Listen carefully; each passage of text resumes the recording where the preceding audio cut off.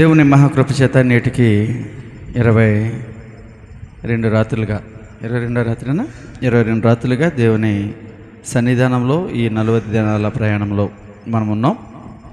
ఈ 40 దినాల ప్రయాణం యొక్క ఆంతర్యము ఏమంటే, యేసుక్రీస్తు వారు మరణించి తిరిగి లేచిన తర్వాత పునరుత్థానం అవ్వక మునుపు తన శిష్యులతో 40 దినాలు గడిపారని, ఆ 40 దినాల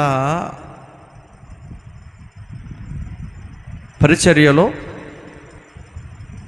ఇంతకు మునుపెన్నడూ లేని రీతిగా శిష్యులు తీర్చిదిద్దబడడం, అంటే పరిశుద్ధాత్ముడు వస్తాడు, ఆయన సర్వసత్యంలోకి మిమ్మల్ని నడిపిస్తాడు అని చెప్పినటువంటి మాటలు ఏవైతే ఉన్నాయో వాటిని వారికి తెలియజేస్తూ బలపరిచినటువంటి ఆ 40 దినాలు శిష్యులు అద్భుత రీతిగా ప్రభు యొక్క వాక్యం చేత బలపరచబడి దేవుని పరిశుద్ధత కొరకు, ఆదరణకర్త కొరకు ఎదురు చూసిన వారుగా, ఆదరణకర్త వచ్చిన తర్వాత వారు సర్వసత్యంలోకి నడిపించబడిన వారుగా మనం ధ్యానించాం. ఈ రోజున మరొక పర్యాయము 8వ అధ్యాయంలో ఎన్నో వచనం వరకు వచ్చాం? 9వ అధ్యాయంలో ఎన్నో వచనం వరకు? 18వ వచనం వరకు మనం ధ్యానించడం చూస్తాం. అయితే ఇక్కడ చూద్దాం, 19వ వచనాన్ని చదువుదాం. పిమ్మట అతడు దమస్కులోనున్న శిష్యులతో కూడా కొన్ని దినములుండెను. వెంటనే సమాజ మందిరములలో క్రీస్తే దేవుని కుమారుడని ఆయనను గూర్చి ప్రకటించుచూ వచ్చెను. వినిన వారందరూ విభ్రాంతి నొందిరి. యెరూషలేములో ఈ నామమును బట్టి ప్రార్థన చేయవారిని నాశనం చేసిన వాడు ఇతడే కాడా? వారిని బంధించి ప్రధాన యాజకుని వద్దకు కొనుపోవుటకు ఇక్కడికి కూడా వచ్చి ఉన్నాడని చెప్పుకొనిరి. అయితే సౌలు మరీ ఎక్కువగా బలపడి ఈయనే క్రీస్తు అని రుజువుపరచు దమస్కులో కాపురం ఉన్న యూదులను కలవరపరిచెను. చాలండి, తర్వాత చదువుదాం. ప్రియులారా, 19వ వచనంలో మనం ప్రాముఖ్యంగా ధ్యానిస్తున్నటువంటి మాట, పిమ్మట అతడు దమస్కులో ఉన్న శిష్యులతో కూడా కొన్ని దినములుండెను. వెంటనే సమాజ మందిరములలో యేసే దేవుని కుమారుడని ఆయనను గూర్చి ప్రకటించుచు వచ్చిన అనేటువంటి సందర్భాన్ని మనం చూస్తాం. ఈ అపోస్తల కార్యాల గ్రంథము 9వ అధ్యాయంలో సౌలు గురించి మనం ధ్యానిస్తున్నాం. ఈ 9వ అధ్యాయము ఆయన రాసినటువంటి పత్రికలైనటువంటి గలతీ పత్రికకు చాలా సత్సంబంధాన్ని కలిగి ఉంటుంది. ఈ 9వ అధ్యాయము ఏ పత్రికకు? ఆయన రాసినటువంటి గలతీ పత్రికకు చాలా మంచి సంబంధాన్ని కలిగి ఉంటుంది. ఎందుకు అంటే, ఆ మొదటి అధ్యాయము, గలతీలకు రాసిన పత్రిక మొదటి అధ్యాయము 15వ వచనంలో ఒక సందర్భాన్ని మనం చూస్తాం. చదవండి. ఎలాగా? అయినను తల్లి గర్భమున పడినది మొదలుకొని నన్ను ప్రత్యేకపరిచి తన కృపచేత నన్ను పిలిచిన దేవుడు నేను అన్యజనులలో తన కుమారుని ప్రకటింపవలెనని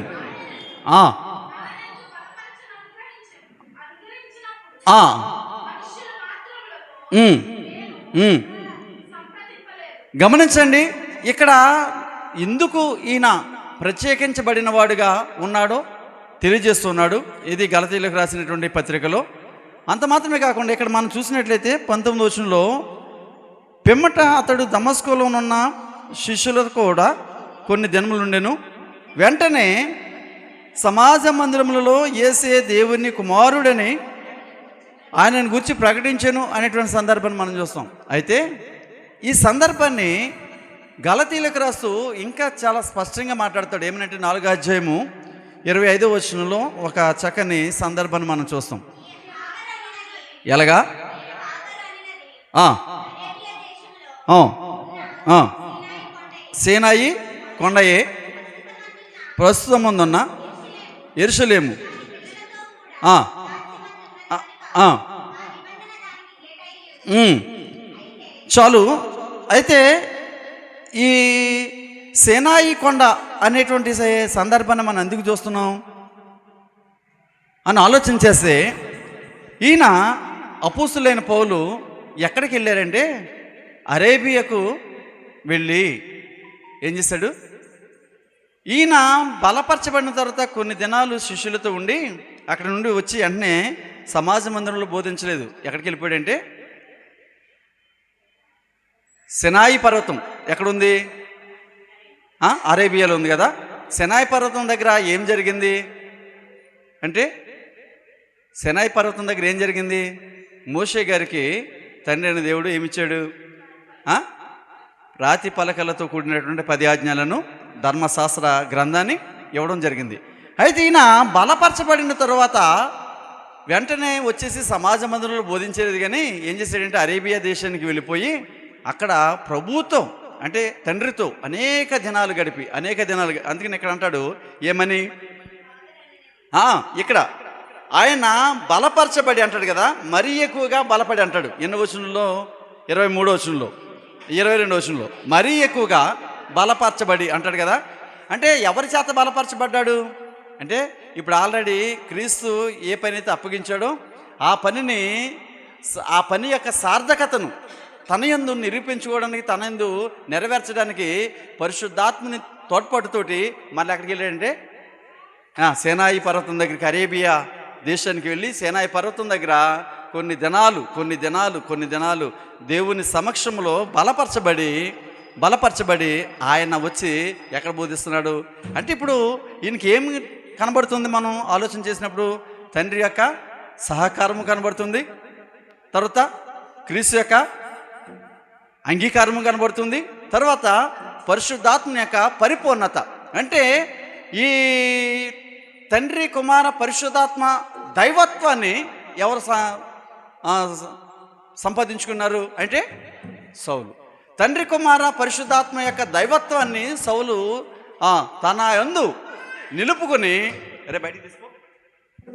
నిలుపుకొని ఆయన పరిచర్య చేయడానికి కంకణబద్ధుడై ఎక్కడికి వచ్చాడంటే సమాజ మందిరంలో ప్రకటన చూస్తున్నప్పుడు అక్కడ అనేక మంది యూదులు ఏమయ్యారట? విభ్రాంతి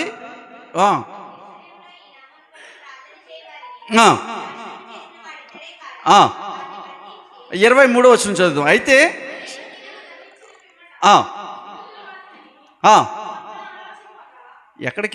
ఎక్కడ చదివారు మీరు? నేనేమి చెప్పాను?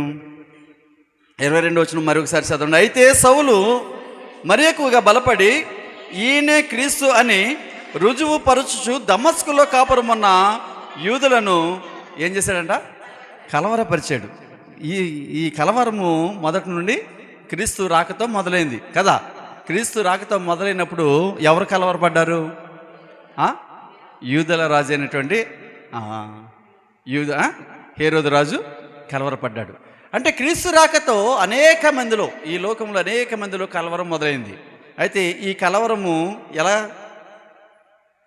కంటిన్యూ అవుతుంది అంటే, ప్రభు యొక్క పరిచర్యలు ఎంత బలంగా అయితే చేయబడుతున్నాయో, అద్భుత కార్యాలు ఎంత బహుగా విస్తరించబడుతున్నాయో అంతగా యూదులు కలవరపడుతున్నారు. కానీ వారిలో ఉన్నటువంటి ఆ కర్కశం ఏదైతుందో, అతిశయం ఏదైతుందో దానిని విడిచిపెట్టడానికి వారు ఏమాత్రం కూడా వారి అతిశయం అంటే, దేవుని వాక్కు ఎవరు పరమైంది?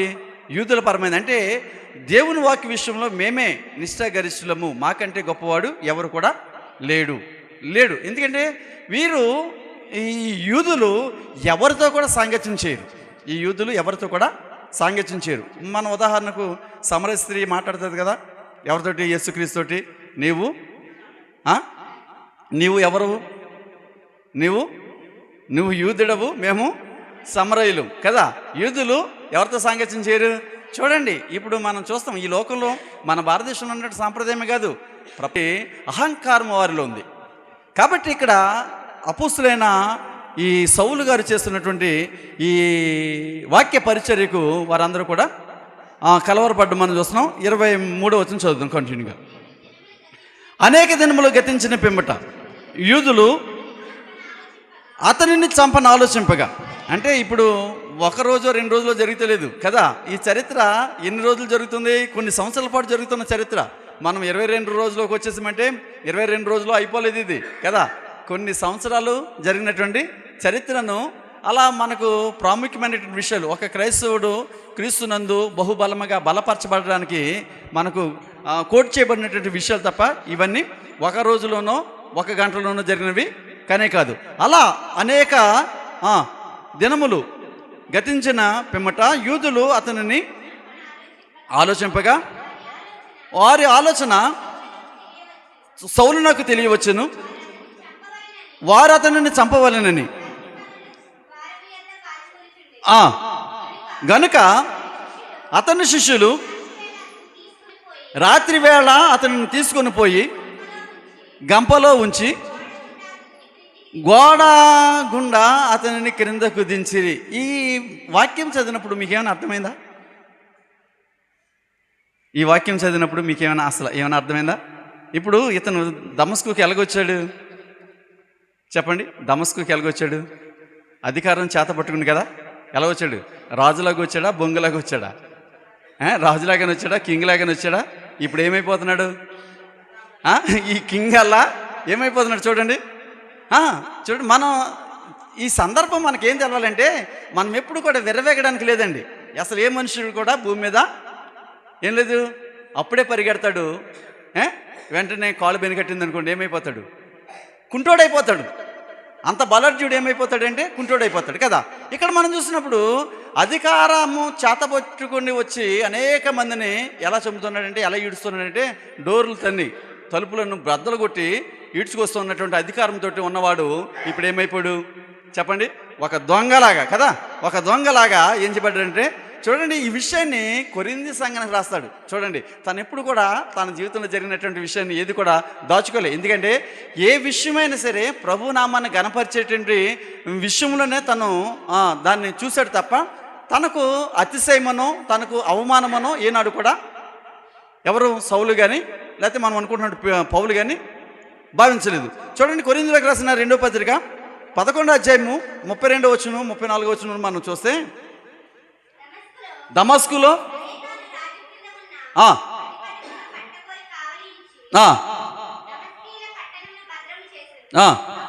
అప్పుడు నేను కిటికీ గుండా గోడ మీద నుండి గంపలో దింపబడి అతని చేతిలో నుండి వినండి అనేక మందిని చేత చిక్కించుకున్నాడు. ఎవరంటే ఈ సౌలు కదా. కానీ ఇప్పుడు ఎవరి చేతిలో చిక్కకుండా తన విరోధి ఎవరైతే ఉన్నారో తనను చంపాలని. చూడండి, ఒక వ్యక్తికి మరణ భయం ఎంతగా ఉంటుందంటే, అప్పటి వరకు ఎంతో హీరోలాగా నిలబడినటువంటి ఆయన ఈ రోజున ఒక జీరోలో అయిపోయాడు. అంటే మనం ఎవరమైనా మన వెనక ఏమున్నా ప్రభు విషయంలో మనమందరం కూడా ఏమి విడిచిపెట్టాలి? వెనకున్న వాటిని మరచి. పౌలు అంటాడు కదా, ఆ వెనకున్న వాటిని నేను మరచి ముందున్న వాటి కొరకు. వెనకేముంది? తనకు అనేకమైనటువంటి విస్తారమైనటువంటి పలుకుబడి ఉంది, విస్తారమైనటువంటి ఏముందంటే అధికారం ఉంది. ఏ అధికారం? పరిశుద్ధాత్మ ఇచ్చినటువంటి అధికారం కదా. ఎందుకంటే అనేక మంది చనిపోయినప్పుడు బ్రతికించాడు, అనేక మంది రోగులను. పౌలు గారు కూడా అనేక అద్భుత వరాలు కలిగినటువంటి వ్యక్తి. ఆయన పరిచర్య, యేసుక్రీస్తు వారి యొక్క పరిచర్య ఎవరైతే చేస్తున్నారో వారందరూ కూడా ఏం చేశారు? అద్భుతాలు కలిగిన వ్యక్తులుగా అనేక మహత్కార్యాలు చేశారు. కాబట్టి ఈ వెనకొన్న ఏదైతే ఉందో, ప్రజలు ఏదైతే చూస్తారో, లేకపోతే తనకు ఒక రకంగా చూస్తే తనకు కలిగినటువంటి ఆస్థానండి. అప్పటికే పౌలు గొప్ప కోటీశ్వరుడిగా, అతను మంచి వ్యాపారస్తుడిగా కూడా చరిత్ర మనకు చెప్తుంది. అయితే ఆయన ఇవన్నీ విడిచిపెట్టి ఏమవుతున్నాడంటే, చూడండి, ముందున్న వాటి కొరకు, అంటే ముందు ఏ గురైతే మనం ఏ నిశ్చయితతోటైతే ఈ సంఘంలో అడుగుపెట్టామో ఆ నిశ్చయితను బ్రతికినంతకాలం కాపాడుకోవాల్సినటువంటి బాధ్యత మన మీద ఉందని చెప్పడానికి చక్కని ఉదాహరణ ఈ యొక్క అపోస్తుల కార్యాల గ్రంథం. ఆ అపోస్తుల కార్యాల గ్రంథంలో కనబడుతున్నటువంటి ప్రతి వ్యక్తి, దేవుడు ఎవరినైతే వాడుకుంటున్నారో ఆ ప్రతి వ్యక్తి ఇహలోక పరమైనటువంటి జీవితాన్ని అదిమి పట్టి పరలోక సంబంధమైనటువంటి ప్రభు యొక్క పిలుపు కొరకు ఆతురపడేవారుగా మనం చూస్తాం. అంటే మనకు కలగబోయే గొప్ప ఆనందం ఏదంటో అది మనకి వారి కార్యాచరణగా చూపిస్తున్నారు అనేటువంటి సత్యాన్ని మనం గ్రహించాలి. చదవండి, అలా అతను దింపబడి తిని అతడు యెరూషలేములోకి వచ్చి ప్రయత్నము చేశాను కానీ అతడు శిష్యుడని నమ్మక అందరూ అతనికి భయపడిరి. ఇప్పుడు శిష్యులతో కలవాలనే ఆలోచనతో యెరూషలేముకి వచ్చాడు. కానీ శిష్యులు అతన్ని ఎందుకు నమ్మలేదు అంటే గత ప్రవర్తన, గత జీవితం. అంటే ఎవరమైనా మనం మారమన్నప్పుడు మనల్ని అంత తేలిగ్గా నమ్మరు. ఎందుకు నమ్మరు అంటే మన గత జీవితం మనకు కనబడుతుంటుంది. అంత మాత్రమే కాకుండా ఆ జీవితం తాలూకే కాదు, గత జీవితం తాలూకు కాదు, ప్రస్తుత కాలం ముందు ఉన్నటువంటి ఆ జీవితాన్ని కూడా చాలామంది నిశ్చితంగా పరిశీలన చేస్తుంటారు. కాబట్టి ఇక్కడ మనం చూసినప్పుడు ఒక వ్యక్తి మారాను అన్నప్పుడు ఆ మార్పుల్లో ఏం కనపడుతుందంటే పాత జీవితం యొక్క తాలూకా ఆ ఛాయలు కనబడకుండా నూతన జీవితం యొక్క ఛాయలు కనబడుతుంటాయి. ఆ ఛాయలు కనబడినప్పుడు మాత్రమే నమ్మగలుగుతారు. కానీ ఇక్కడ మరి పౌలు అప్పుడే వచ్చాడు కదా, అప్పుడే సంఘంతో కలవాలని ప్రయత్నం చేస్తున్నాడు. అయితే ఆ మొట్టమొదటే నమ్మేస్తారా? ఎందుకు నమ్మరు అంటే అతను ఉన్నటువంటి అధికారం చేత అనేక మందిని క్రీస్తు నామంలో హింసించి చంపినట్టుగా మనం చూస్తాం, చదవం కదా. ఆ శిష్యులు ఆ అనుభవాన్ని బాగా ఎరిగిన వారు కనుక అతను నమ్మలేదు. అయితే ఇప్పుడు ఎవరు కనపడుతున్నారు? మరలా ఎవరిని ఎన్నుకున్నాడు దేవుడు చెప్పండి? బర్నబాకు గొప్ప అవకాశం ఇచ్చాడు. ఎందుకంటే బర్నబా తానే స్వతంత్రంగా, ఎవరు పోర్చే అవసరం లేకుండా తానే స్వతంత్ర ప్రతిపత్తితో తనకు కలిగినటువంటి పొలాన్ని అమ్మి ఎక్కడ తెచ్చాడు?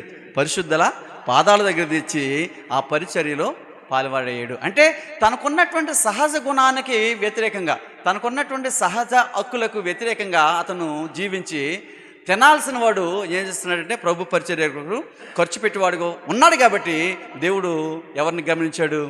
బర్నబాను గమనించి ఇప్పుడు బర్నబాకును శిష్యులకును సౌలుకును శిష్యులకును బర్నబా ఎలా ఉపయోగపడుతున్నాడు?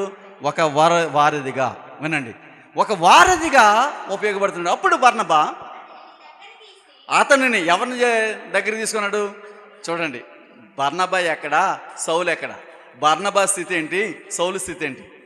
సౌలుగా ఉన్నప్పుడు ధర్మశాస్త్రం అనుసరించినప్పుడు సౌలు స్థితి ఏంటి? ఇప్పుడు యేసు ప్రభుని అంగీకరించిన తర్వాత సౌలు స్థితి ఏంటి? చూడండి, ఏ కాలంలోనైనా సౌలు ఎలా ఉన్నాడు?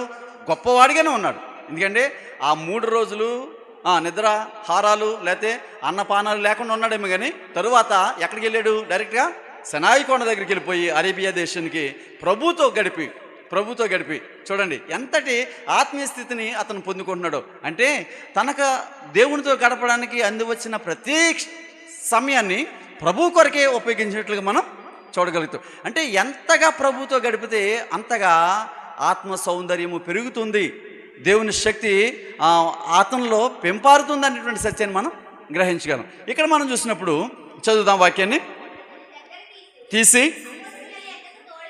అపోస్తలుల యొద్దకు తోడుకుని వచ్చి అతడు త్రోవలో ప్రభువును చూసిననియు ప్రభువు అతనితో మాట్లాడిననియు అతడు దమస్కులో యేసునామం నోటి ధైర్యంగా బోధించిన. గమనించండి, ఇక్కడ యేసుక్రీస్తు వారు అవరోహణం అవ్వకముందు ఎవరితో గడిపాడు? మొదట ఈ 12 మంది శిష్యులతోటి, తర్వాత అనేక మంది కనబడుతూ గడిపాడు కదా. కానీ చూడండి, సౌలుకు కలిగిన ధన్యత ఏంటంటే క్రీస్తు ఆరోహణమైన తర్వాత, అర్థమైందండి, క్రీస్తు ఆరోహణమైపోయిన తర్వాత దర్శనం వారికి కలిగింది. అబ్బా ఎంతటి ధన్యత చూడండి. క్రీస్తు ఆరోహణమవ్వక మునుపైతే తన శిష్యులకు కలిగింది కానీ దర్శన భాగ్యం. క్రీస్తు ఆరోహణమైపోయిన తర్వాత ఏమైందంటే సౌలుకు కలిగింది ఆ గొప్ప దర్శనం. కనుకనే సౌలు ఎంతగా బలపరచబడ్డాడు అంటే దేవుడు సౌలును ఎంత ఘనముగా వాడుకోబోతున్నాడో తన ప్రత్యక్షతను బట్టి మనం ఏం చేయగలం? గ్రహించగలం. జరిగినటువంటి కార్యాలను బట్టి మనం గ్రహించగలం. చదవండి. తెలియపరచెను, అతడు యెరూషలేములో పోవచ్చు ప్రభు నామం బట్టి ధైర్యంగా బోధించుచు గ్రీకు భాషను యూదులతో మాట్లాడుచు ఉండెను. వారు అతనిని చంప ప్రయత్నము చేసిరి కానీ సహోదరులు అతనిని కైసరకు తోడుకొని వచ్చి ఎక్కడికి పంపేశారు? తార్సునకు పంపేశారు. ఇప్పుడు ఎక్కడికి వెళ్ళిపోయాడు? ఇప్పుడు పౌలు గారు తన జన్మస్థలమైనటువంటి తార్సునకు వెళ్ళిపోయాడు. పైన మనం చూస్తే కనపడుతుంది ఆ పట్టణంలో తార్సు, ఆ కిలికియా ఆ ప్రాంతం మనకు కనపడుతుంటుంది. తార్సునకు వెళ్ళిపోయాడు అంటే తన సొంత గ్రామానికి వెళ్ళిపోయాడు. ఎందుకంటే ఈ సువార్త ఏమవుతుంది? అప్ అండ్ డౌన్గా నలుమూలలా ఏం చేస్తుందంటే ప్రాకుతుంది, అంచులు దాటుతుంది. ఏమిటి? సరిహద్దులు దాటుతుంది. ఏ సరిహద్దులు? యెరూషలేము అన్నాడు, తర్వాత సమరయ యోధయ అన్నాడు, తర్వాత ఆ సమరయ యోధయ దాటి ఎక్కడ దాకా వెళ్ళింది? డమస్కస్ వరకు వెళ్ళింది. అక్కడ నుండి అలాగా అంచెలంచెలుగా ఈ పౌలు గారు ఎప్పుడైతే ఎంటర్ అవుతాడో ఆ సువార్త ఎక్కడికి వెళ్తుందంటే ప్రపంచ అంచుల మట్టుకు రోము వరకు వెళ్తుంది ఈ సువార్త. అంటే రోము వరకు వెళ్ళడం అంటే ఏంటి? దాని అర్థం ఏంటి? రోమ్ అనేది ప్రపంచ పటంలో ప్రధాన కోడలి అంటే ఏ దారి అయినా రోము చేరాల్సిందే. రోము నుండి పలానా చోటకి వెళ్ళడానికి లేదు అనడానికి లేదు. ఎక్కడికి వెళ్ళాలన్నా ఎక్కడి నుంచి వెళ్ళొచ్చు. అందుకని రోమ్ ఎలా వెలసిల్లిందంటే ఒక ప్రధానమైనటువంటి వ్యాపార కేంద్రంగా వెలజిల్లింది, నాగరికతలకు ప్రధానమైనటువంటి కేంద్రంగా. ఇప్పుడు చూడండి, మన భారతదేశం ఎంత ఉన్నా మనకి రాజధాని ఎక్కడుంది? ఢిల్లీయే కదా. మనం ఏ కార్యకలాపాలన్నా ఎక్కడి నుంచి జరుగుతాయి? ఢిల్లీ నుండి జరుగుతాయి కదండి. అది ఎక్కడుంది? అలాగా ప్రపంచంలో ఈ రోమ్ అనేటువంటి ఈ సామ్రాజ్యం ప్రపంచ నలుమూలల నుండి ఆ వ్యాపార కేంద్రంగా ఆ యొక్క రాజ్యం వెలజిల్లినట్టుగా మనం చూడగలం. ఇప్పుడు మన భారతదేశానికి వ్యాపార కేంద్రం ఏంటంటే ముంబై, రాజధాని ఏంటంటే ఢిల్లీ. కానీ దేశానికి, ప్రపంచానికి వ్యాపార కేంద్రం ఏంటంటే రోమ్. అక్కడికి వెళ్తే ప్రపంచ నలుమూలల నుండి వచ్చినటువంటి మనుషులు అక్కడ ఉంటారు కదా. ఢిల్లీలో ఈ 26, 29 రాష్ట్రాల నుంచి వచ్చినటువంటి ప్రతినిధులు ఎక్కడ ఉంటారు? బొంబాయిలో కొంతమంది ఉండొచ్చు, కలకత్తాలో కొంతమంది ఉండొచ్చు, మద్రాసులో కొంతమంది ఉండొచ్చు. కానీ ఢిల్లీలో ఎవరు ఉంటారంటే చెప్పండి, ఈ 29 రాష్ట్రాల నుండి, మనకి 29 ఎన్నో రాష్ట్రాలు ఉన్నాయి కదా, 29 రాష్ట్రాల నుంచి ఉన్నటువంటి ప్రతినిధులు ఉంటారు. అంత మాత్రమే కాకుండా ప్రపంచ నలుమూలల నుండి ఉన్నటువంటి ప్రతినిధులు, ఆయా దేశాల ప్రతినిధులు ఎక్కడుంటారు? ఢిల్లీలో. ఇప్పుడు ఏదైనా ఒక సందర్భం ఢిల్లీలో జరిగిందంటే ఆ సంఘటన ఎక్కడికి పాకుద్ది చెప్పండి? ప్రపంచమంతా, మన దేశంతో పాటు ప్రపంచమంతా కదా, ప్రపంచమంతా తెలుస్తుంది ఆ వార్త. అలా ఈ సువార్త ఎక్కడికి వెళ్ళాలంటే రోమ్ వెళ్ళాలి. రోమ్ వెళ్తే ఎక్కడికి వెళ్ళినట్టు చెప్పండి? ప్రపంచమంతా వెళ్ళినట్టే. రూమ్లో ఎవరున్నారంటే ప్రపంచ నలుమూల నుంచి వచ్చినటువంటి ప్రతినిధులు, ప్రజలు ఆ రూమ్లో ఉన్నారు. ఆ సందర్భాన్ని మనం ఆలోచన చేయాలి. చదవండి. కావున సంఘము ఎలాగా క్షేమాభివృద్ధి నందుచు సమాధానం కలిగి ఉండేని అన్నాడు. క్షేమాభివృద్ధి అంటే ఏంటి చెప్పండి?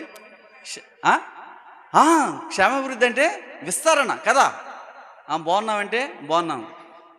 కుటుంబం ఎలా ఉందంటే 4 పిల్లలు, వాళ్ళకి పెళ్ళయింది, వీళ్ళకి పెళ్ళయింది, వాళ్ళ బిడ్డలు, అలాగా అంటే ఏమవుతుంది ఇక్కడ? విస్తరించడం. ఇక్కడ మనం సంఘానికి క్షేమం కలిగిందంటే అర్థం ఏంటంటే సంఘము ఒక సంఘము కాకుండా అనేక సంఘాలుగా ఏం చేస్తుందని విస్తరిస్తూ ఉంది. అది క్షేమం. ఆ దేవుని యొక్క ఆ మూలార్థం ఏంటంటే సంఘం క్షేమంగా ఉందంటే సంఘం ఏమవుతుందని విస్తరిస్తుందండి. అంతేగాని 4 వస్తే 2వ రోజున 3 అవుతాం, 3వ రోజున 2 అవుతాం, 4వ రోజున 1 అవుతాం, 5వ రోజున బోధించుకుని ఉండటం కాదండి. సంఘము క్షేమాభివృద్ధిని పొందాలి అంటే విస్తరించాలి. ఈ వాక్యము మనకేం బోధిస్తుంది అంటే సంఘము ఆత్మీయంగా ఎదుగుతుందా, బలహీనపడిపోతుందా, క్షీణిస్తుందా అని ఆలోచన చేసినప్పుడు సంఖ్యాబలము అంటే సంఖ్యాబలము బలంగా ఉంటే సంఘం బాగున్నట్ట? నో. సంఖ్యాబలం అనేది ఎప్పుడైతే బాగుందో అప్పుడు సంఘంలో బోధించే ప్రభు యొక్క కార్యాలు ఆసక్తి కలిగే చేసేవారుగా మనం కనబడతాం కదా.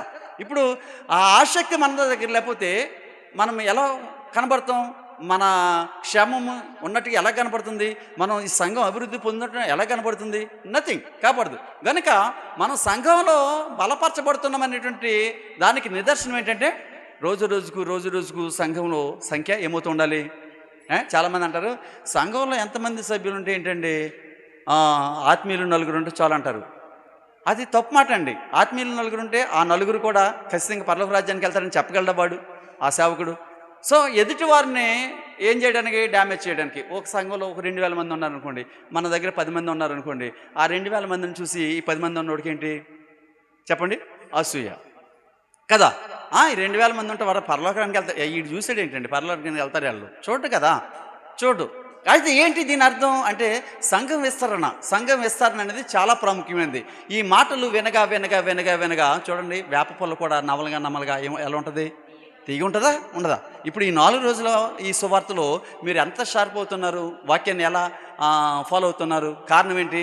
ప్రతిదినము ప్రభు పాదాల దగ్గర గడుపుతాను కనుక ఆ అనుభవము మనల్ని ఏం చేస్తూ ఉంటుందంటే ఇంకా బలపరుస్తూ ఉంటుంది. మధ్యలో వచ్చిన వారిని అమ్మా నిన్న ఏం చెప్పాను అంటే ఏం చెప్తారు మీరు?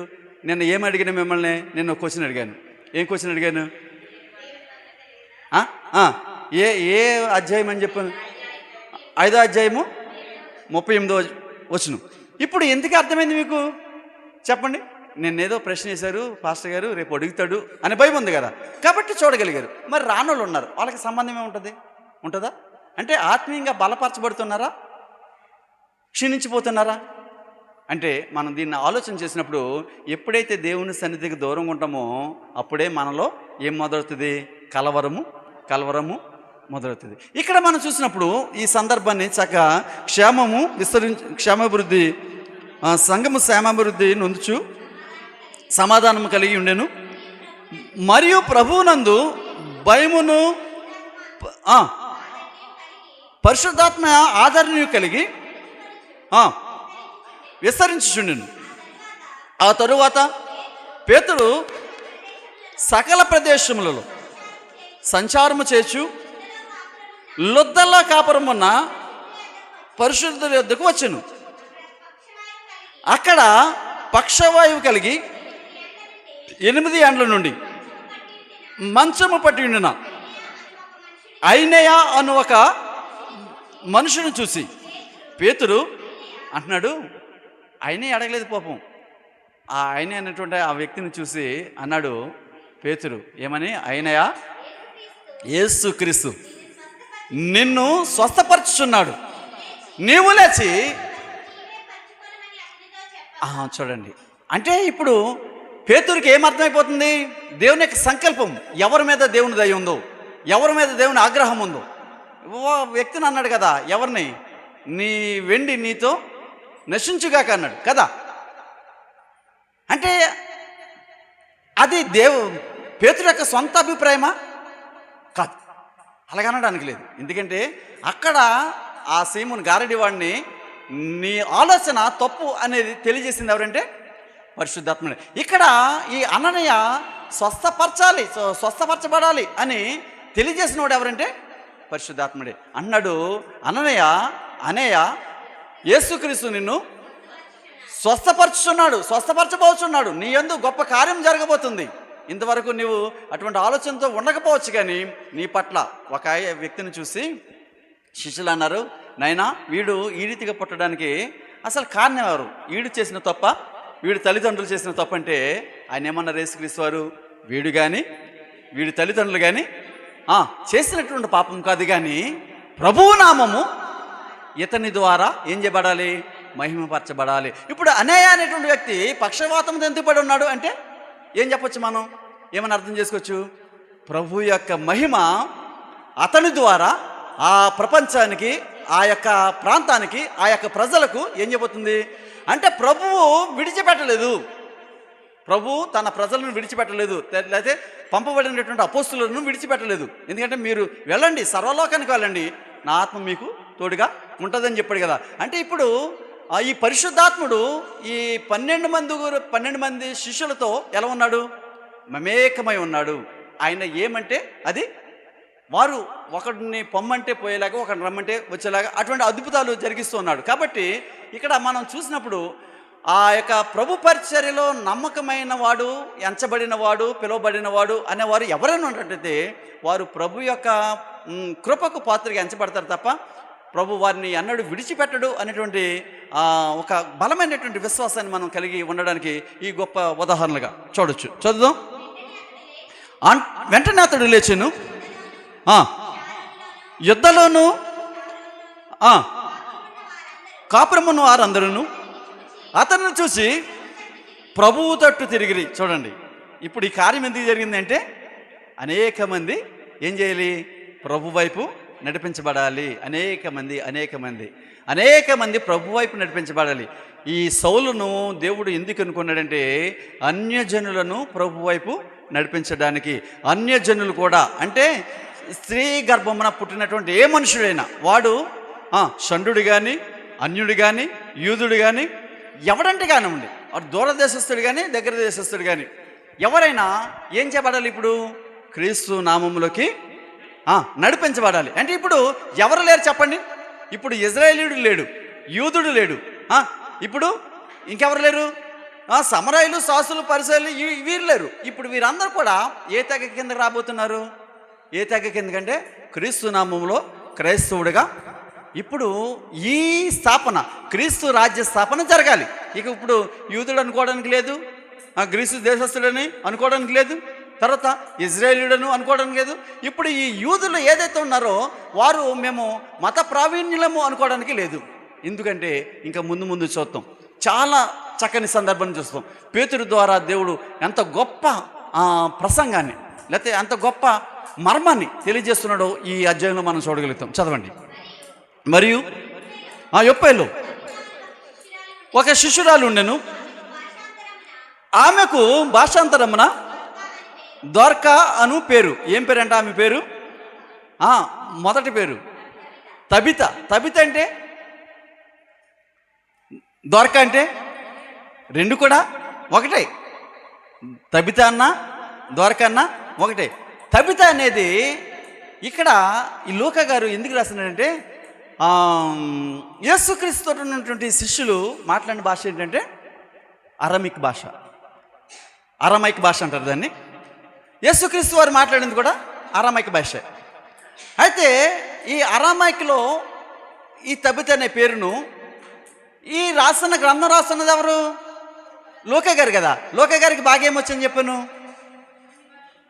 అన్ని భాషల కంటే గ్రీకు భాష బాగా వచ్చు, గ్రీకు భాష పండితుడు అని చెప్పాను కదా. అందుకనే మొదట మీకు ఈ గ్రంథకర్త గురించి అన్ని రోజులు చెప్పడం జరిగింది.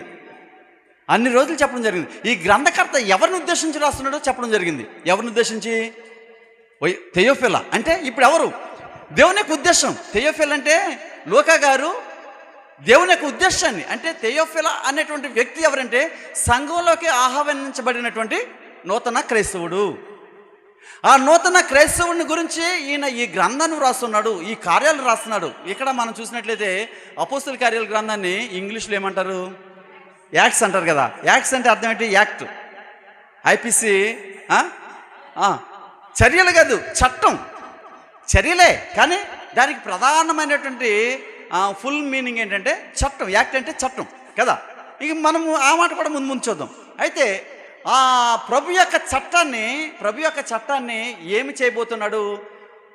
తన నామములోకి ఈ సర్వలోకంలో ఉన్నటువంటి సర్వ ప్రపంచ మానవులను క్రీస్తు నామంలోకి నడిపించబడుతున్నాడు. ఎందుకంటే క్రీస్తు నామం అందే ఏముంది? రక్షణ. ఈ రక్షణ అందరికీ అందాలి.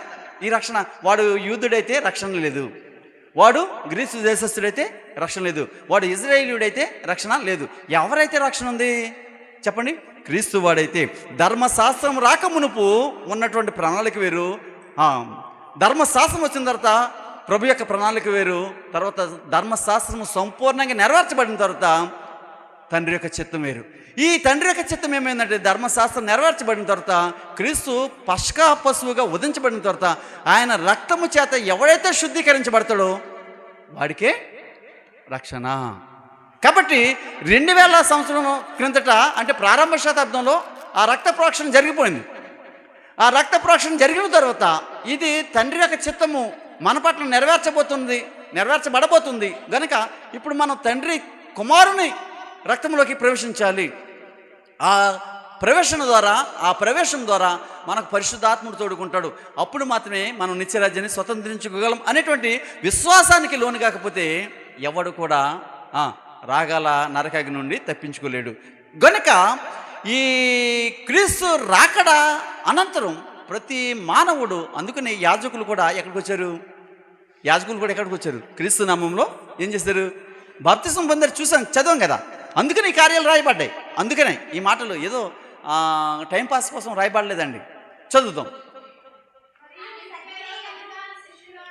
శిష్యురాలు తబిత అంటే ఏ పేరు అది? తబిత అనేది అరమిక్ భాషలో రాయబడిన మాట అది. తర్వాత భాషాంతరమున ద్వారక అంటే అదే పదం, గ్రీకు పదం అనమాట. రైట్. ఆమె సత్క్రియలను ధర్మకార్యములను బహుగా చేసి ఉండని అంటాడు. ఏం చేసిందంట చూడండి. సంఘంలో ఉన్నటువంటి స్త్రీ, సంఘంలో పోని సంఘేతరాలుగా ఉన్న ఆమె ఒక వ్యక్తి, స్త్రీ కానీ పురుషుడు కానీ ఎవరైనా ఏం చేస్తే చెప్పండి? ధర్మకార్యాలు, సత్క్రియలు. అంటే సత్క్రియలు ఏంటి? సహోదరుల పట్ల, తన ఇరుగు పొరుగు వారి పట్ల. అంతేనే కదా అన్నాడు, నిన్ను వలే నీ పొరుగు వారిని ప్రేమించమన్నాడు. యేసుక్రీస్తు చెప్పిన మాట ఏంటంటే, నిన్ను వలే నీ పొరుగు వారిని ప్రేమించగలిగితే నువ్వు ధర్మశాస్త్రాన్ని నెరవేర్చినట్లనే పౌలు చెప్పాడు. చూడండి, పౌలు అన్నాడు, నువ్వు నిన్ను వల్ల నీ పొరుగుని ప్రేమిస్తే నువ్వు ధర్మశాస్త్రం అంతా నెరవేర్చినట్టే. నువ్వు నిన్ను వల్ల నీ పొరుగుని ప్రేమించకుండా నేను దేవుని యందు నిష్ఠాగరిష్టతో ప్రార్థన చేస్తున్నాను, 24 గంటలు మోకాళ్ళు వేస్తాను, నా మోకాళ్ళు మొత్తం కొట్టుకుపోతున్నాయి, ముడుసులే బయటపడుతున్నాయి, నథింగ్, ఏముండదండి. నీ సహోదరుల పట్ల నీవేమో విషం గొక్కుతావు. వెళుతుంటే నీడను చూసి కూడా ఓర్చుకోలేము మనం.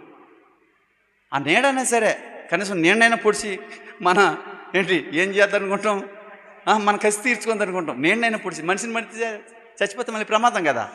అంతటి మూర్ఖ భావం అండి. ఎందుకు ఈ ద్వేషం, ఎందుకు ఈ అసూయ, ఎందుకు ఈ కక్ష, ఈ కార్పణ్యాలు అని ఆలోచన చేస్తే నిజమైనటువంటి క్రీస్తు ప్రేమ మనలో ఉంటే ఎవరికి తావు ఉండదు?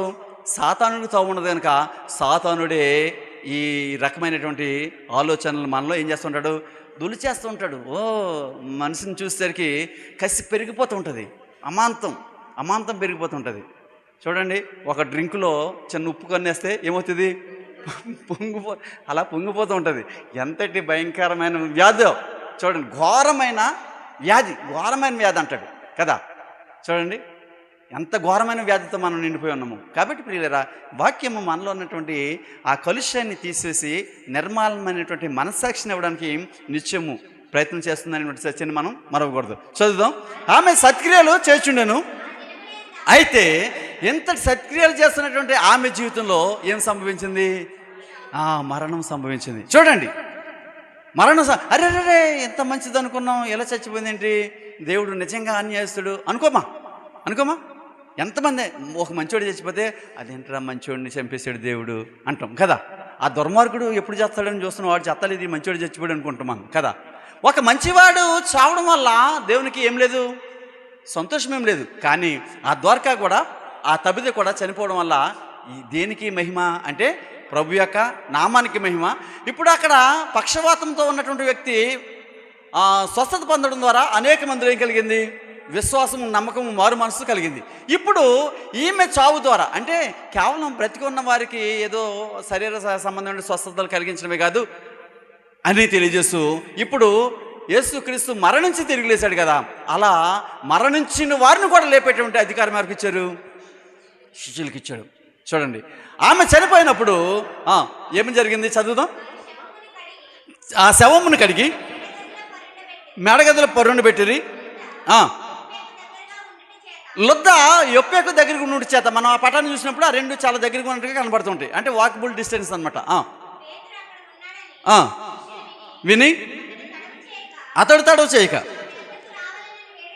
తమ యొద్దకు రావాలని వేడుకొనుటకు పంపిరి. పేతురు లేచి వారితో కూడా వెళ్ళి అక్కడ చేరినప్పుడు వచ్చిరి ఏడ్చుచు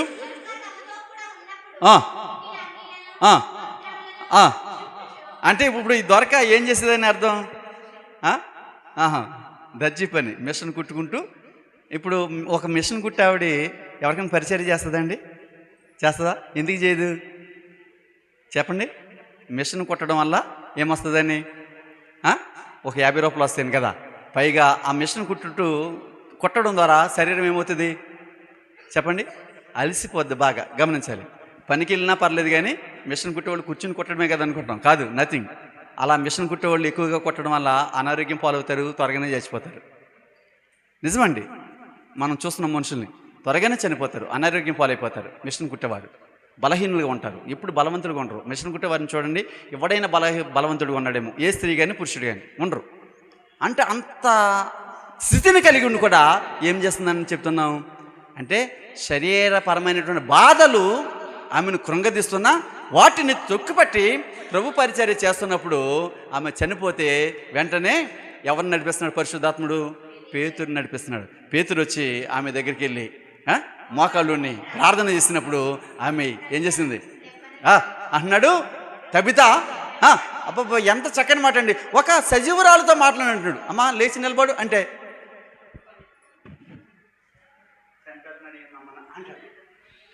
కదా. ఏంటి మనకు కాళ్ళలోని చేతిలోని చక్కగా కింద కూర్చోలేదని కుర్చీలు వేసాం, అలా ఈయన అంతమంది లేచి నిలబడమంటాడేంటి? ప్రార్థనకి వెళ్తున్నాయి గొప్ప అనుకుంటే నథింగ్. ఈ ఆరాధన మనకి ఏ రీతిగా అయితే ఉందో ఆ రీతిగా మనం దాన్ని ఏం చేయాలి? ఈ వాక్యం ఏ రీతిగా అయితే బోధిస్తుందో ఆ రీతిగా మనం ఏం చేయాలి? ఫాలో అవ్వాలి. ఫాలో అయినప్పుడే ఆ యొక్క ప్రతిఫలాన్ని డాక్టర్ గారు వచ్చి అమ్మ ఈ టాబ్లెట్ వేసుకో అన్నాడు కదా. అన్నప్పుడు వేసుకుంటాను నేను ఆయన అని చెప్పేసి అక్కడ పెట్టేసాం. తగ్గుద్దా? తెల్లారి వస్తాడు, అమ్మ అంటే మీరు టాబ్లెట్ ఇచ్చారు కానీ అంటాం మనం. అంటే ఏం లేదు మనకు, చెప్పండి, ఏం లేదు, నమ్మకం లేదు. అంతకంటే దౌర్భాగ్యం అంటే మన అంత దరిద్రులు ఉండరు. ఆ టాబ్లెట్ వేసుకుంటూ చచ్చిపోతాం. బాబాయ్ నేను టాబ్లెట్ వేసుకోలేనండి. ఏం వేసుకుంటావు? ఎంతంతలో ముడిసలేని మింగుతావు నవ్వులతో టాబ్లెట్ వేసుకుంటాం. చూడండి, డాక్టరు మనలో ఉన్నటువంటి ఆ జబ్బుకి ప్రక్షాళన చేస్తుంటే మనం మారు మనసు పొందడానికి ఏమాత్రం కూడా ఇష్టపడమండి. బైబిల్ మనల్ని ప్రక్షాళన చేయడానికి ఎంత సింపుల్గా 250 రూపాయలు 300 రూపాయలు మనకు బైబిల్ దొరికేస్తుంటే ఆ బైబిల్లో ఉన్నటువంటి జీవవాక్కులను కదా. మోషే గారు ఏమి ఇచ్చాడని చెప్పారు? ఆయన ధర్మశాస్త్ర గ్రంథం కాదు, జీవవాక్కులను ఇచ్చాడు అన్నాడు కదా. ఎవరు? స్టెఫను ఏమన్నాడు? మోషే గారు ఆ జీవవాక్కులను తెచ్చాడని చెప్పాడు కదా. ఈ మాటలు మనకి చాలా బాగా గుర్తుండాలి. ఆ జీవవాక్యం మన చేతుల్లో ఉన్న దాన్ని జీవవాక్యంగా చూడకుండా కేవలము అచ్చు ముద్రలతో కూడినటువంటి ఒక గ్రంథంగా మనం చూస్తాం. కాబట్టి ఇక్కడ తబిత జీవితంలో జరుగుతున్నటువంటి ఆ గొప్ప చూసిన పేతురు అన్నాడు, తబిత లెమ్మనగా ఆమె కన్నులు తెరిచి పేతురును చూసి. మనం ఉంటామండి, పాడి మోసుకెళ్ళినవాడు లేచిపోయి కూర్చున్నాడు అనుకోండి, మోస్తారా? ఏమండి మోస్తారా? చూడండి, ప్రభు కార్యాలు చాలా గొప్పగా ఉంటాయండి. ప్రభువులో మనం నిమగ్నమైతే అబ్బా ఆ అనుభవం వేరండి, ఆ యొక్క ఆనందం వేరు. ప్రభు వాక్యాన్ని వింటూ కూడా ఆ యొక్క సంతోషాన్ని మనం పొందలేకపోతున్నామంటే ఏంటి దాని అర్థం? చెవుల వరకే వచ్చింది తప్ప వాక్యం ఎక్కడ రాలేదు చెప్పండి? హృదయంలోకి. దేవుని వాక్యము, ఈ దేవుని వాక్యము రెండంచులు కలిగిన ఖడ్గము వలె. అది ఎంతవరకు చొచ్చుకొని పోవచ్చు మనలో ఉన్నటువంటి చెడుతనాన్ని కడిగి వేసి శుభ్రం చేస్తుంది. కానీ ఆ వాక్యాన్ని మన హృదయంలోకి చొచ్చుకుపోవడానికి మనం ఏమివ్వడం లేదు, అవకాశం ఇవ్వడం లేదు. కాబట్టి ఇక్కడ చూసినప్పుడు తబిత ఆ స్వరాన్ని ఏం చేసింది చెప్పండి? అంటే చనిపోయినటువంటి ఆ మృతతుల్యమైనటువంటి ఆ శరీరం కూడా ఎవరి స్వరం ఉంటుంది ఇప్పుడు చెప్పండి? దేవుని స్వరము వింటుంది. అంటే మనం చెప్పుకున్నాం కదా, నిద్రిస్తున్నాడు అని చెప్పుకున్నాం. నిద్రించిన వాడు ఎవరి స్వరం లెక్కిస్తాడు? దీర్ఘకాలిక నిద్ర అనమాట. ఈ దీర్ఘకాలిక నిద్రలో ఉన్నవాడు కేవలం దేవుని స్వరం లెగిస్తాడు తప్ప అలారం 24 గంటలు మోగినవాడు లేగడు, నువ్వు తట్టినా కుదిపినవాడు లేగడు. ప్రభు వచ్చి ఇదిగో నేను వస్తున్నానంటే ఏం చేస్తాడు? టక్కన వాడు లేస్తాడు. అలా పేతురు ఆ స్వరము, పరిశుద్ధాత్మని స్వరము ఎప్పుడైతే తబితను తాకిందో చూడండి, అలా స్వరము అలా తాకగానే ఆ నోటిలో నుండి రిలీజ్ అయినటువంటి ఆ స్వరము అలా తాకగానే ఆమె లేచి పేతురుని చూసింది. వెంటనే పేతురు ఎవరికి అప్పగించాడు?